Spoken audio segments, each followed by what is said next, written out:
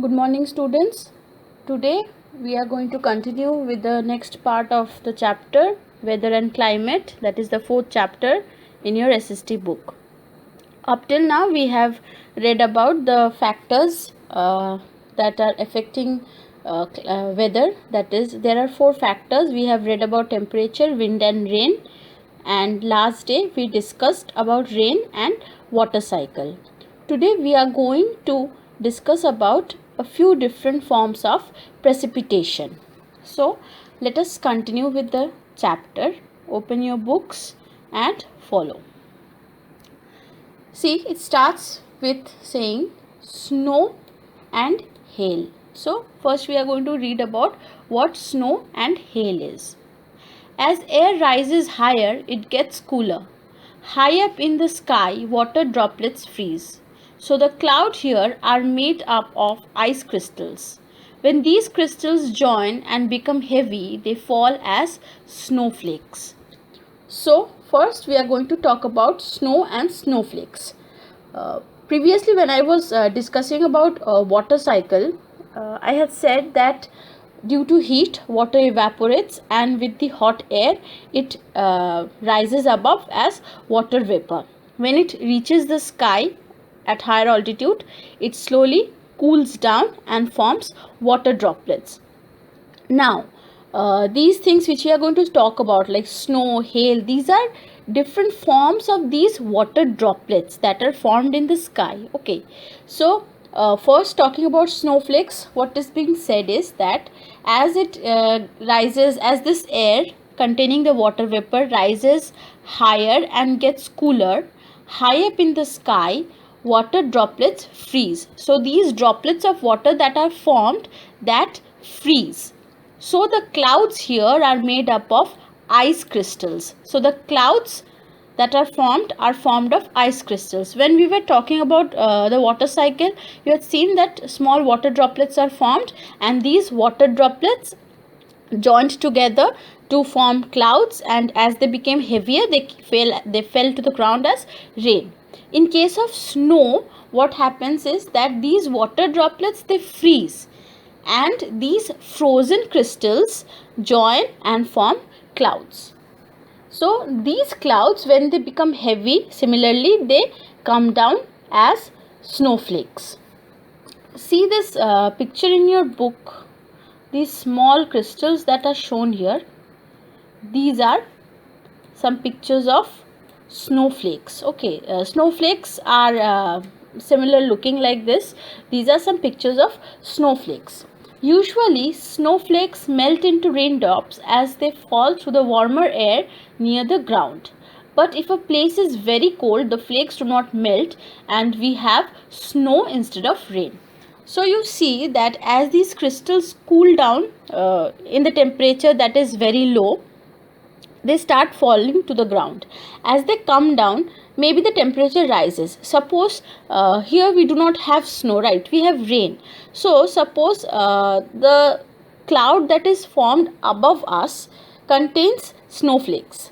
But due to the warmer climate here, by the time the snowflakes reach the ground, by the time we get it, it does not remain in that solid form. It becomes liquid form and we call it rain. But in colder places, you see there is rain in there is snowfall in America, okay, various places in America, or even if you consider the Himalayan regions. So in these regions, you see there the climate is much cooler compared to the climate we have. The kind of weather they face is much cooler. So when these snowflakes fall, they do not melt, and instead of rain, they get snow. So if you have been to some hilly region, you might have seen snow there. So similarly, what we get as rain, the places which are colder, they get as snowflakes when the temperature is very cold, when it's below freezing. So this is snow and snowflakes. Next, sometimes raindrops are carried upwards by rising air to very cold regions. There they freeze. A number of frozen drops join to form balls of ice. We call these balls of ice hailstones. these balls of frozen raindrops fall as hail. Now, hail is not very common, but still we get hail. What is hail?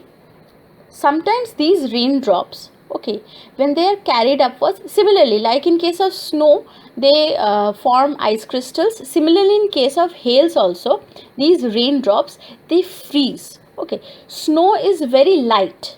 Snowflakes you see are very light. So these drops are smaller drops. But in case of hail, these water drops, they are bigger. Okay, so they are bigger when they freeze. That is why hail is harder, it's heavier, and it's more in a solid form. They freeze and a number of frozen drops join to form balls of ice. You see, in case of snow, there were ice crystals, but in case of hail, they are balls of ice. So snowflakes are lighter, they are ice crystals, while hail is heavier and they are balls of ice. We call these balls of ice hailstones, and these balls of ice are called hailstones. These balls of frozen raindrops fall as hail, and when they fall to the ground, we call them hail.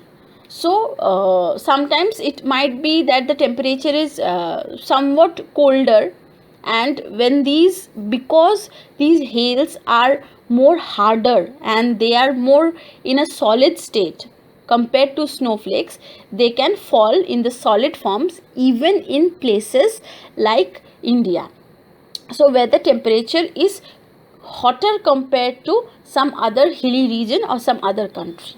So this is the difference between snow and hail. Okay, both of them are formed from the water droplets.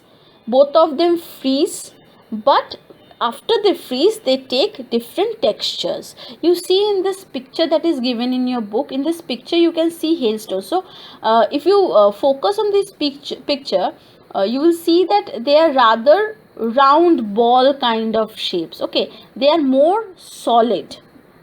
This is hail, and these, as I have told you, is snowflakes. These are snowflakes, and if you see in this picture where snow is shown, you will see that it is more a powdery kind of substance.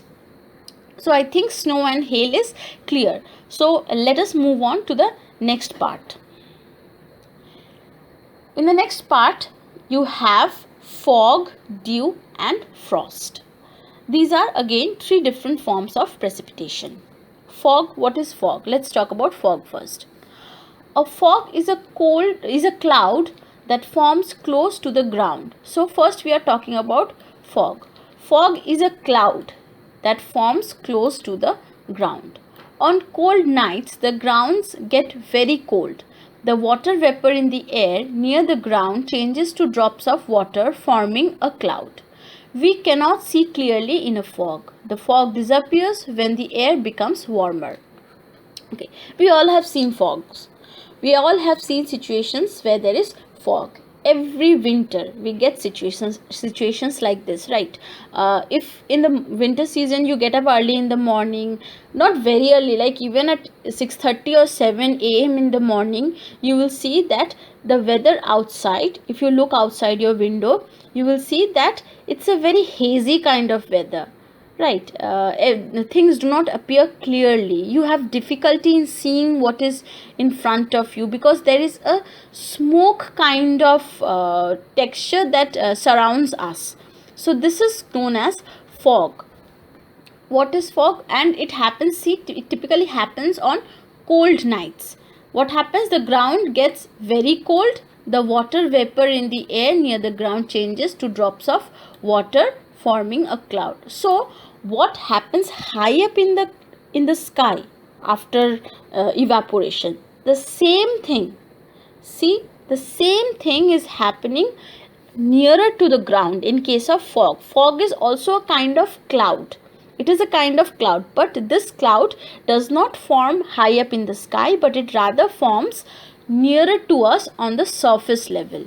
We cannot see clearly in the fog. The fog disappears when the air gets warmer. So maybe in a winter morning at around 7 or 7:30 you'll have fog around you, but by the time it's 10 or 10:30, the sun is out in the sky, you'll see the fog disappears. So this is fog. Next, you must have seen water droplets forming on a glass of cold water. The air in contact with the glass cools down. Its water vapor changes to water droplets on the glass. In a similar way, on cold nights, drops of water are formed on clouds, on cold leaves, petals, grass, park benches, and so on. These drops of water are called dew. So now we will be discussing about dew. What is dew? See, dew is a form of liquid. Okay, it is water droplets. These are water droplets. So in case of snow and hail, we have seen that they are solids. Snow and hail are present in the solid form, where fog is a vapor kind of form, right? It's more of a gaseous texture. It's more of a gaseous texture. Okay, it's translucent, so you can see through it, but not very clearly. And in case of dew, when we are talking about dew, it is absolutely in the liquid form. If you take a bottle from the freezer, okay, maybe you have a chilled bottle in your fridge. After you take it out from your fridge, you keep it for some time, you will see that some water droplets form on the bottle, and where you keep the bottle, in that place some water collects. Even though if you haven't opened the bottle, even if you haven't poured any water out of the bottle, you will see that after you take out a cold water bottle from the fridge, there is water that is forming outside the bottle. So that is exactly the process that happens in case of dew. What happens? The air in contact with the glass cools down. Its water vapor changes to water droplets on the glass.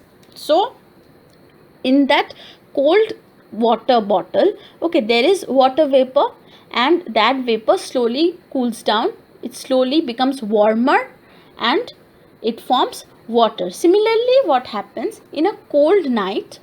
Okay, dew forms in a cold kind of atmosphere. What happens is, in a cold night, there are these clouds that are formed, right? We see that the temperature is colder outside, and when they come in contact with things like leaves, petals, grass, park benches, like any kind of solid material that is outside, whatever it comes in contact with, this cold vapor, it turns into the liquid form and it forms drops of water, and these drops of water are called dew. Okay, so we call these drops of water as dew.